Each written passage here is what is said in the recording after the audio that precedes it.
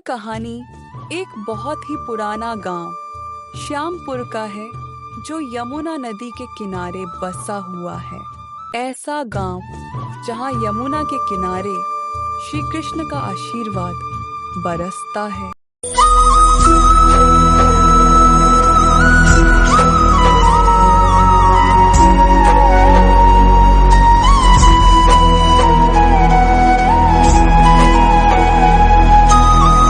यहाँ के लोगों का विश्वास यहाँ के श्री कृष्ण के मंदिर में बसता है।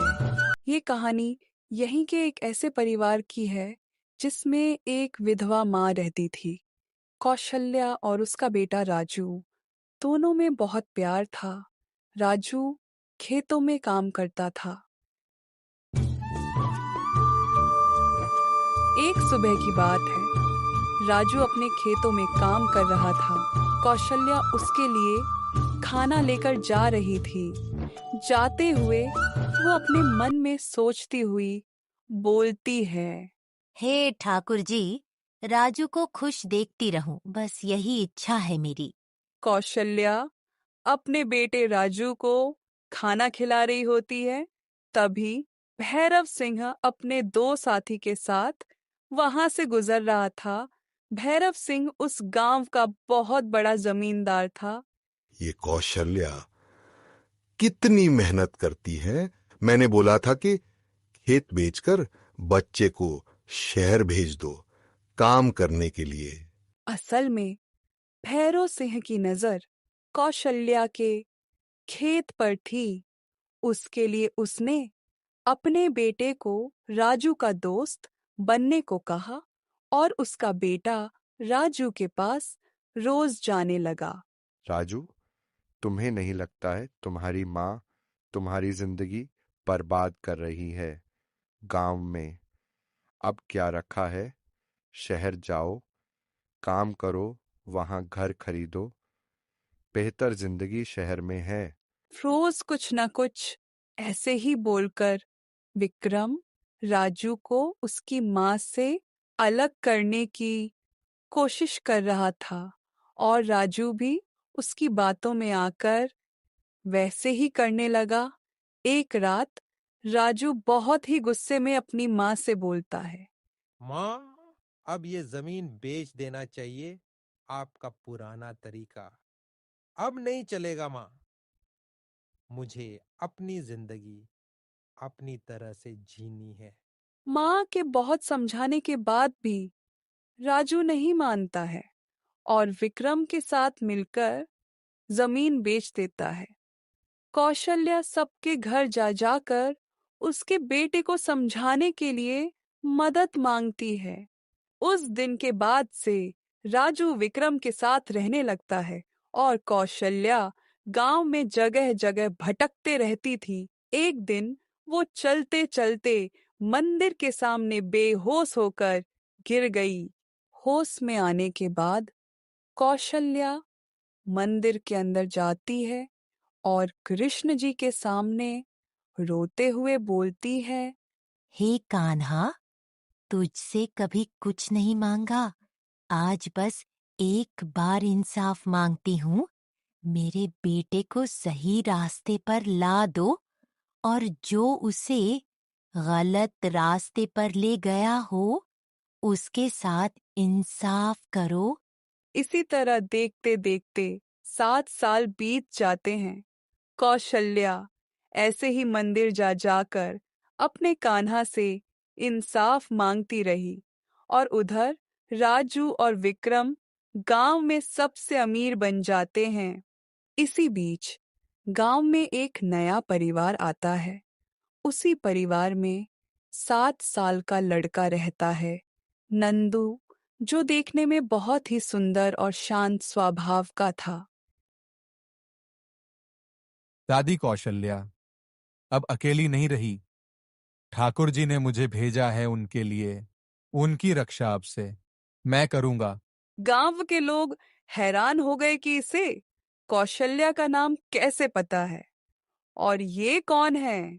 उस दिन के बाद से नंदू कौशल्या का ख्याल रखने लगा, उसकी हर जरूरत पूरा करता उसके लिए रोजाना फल और सब्जी लेकर जाता, बिल्कुल बेटे की तरह।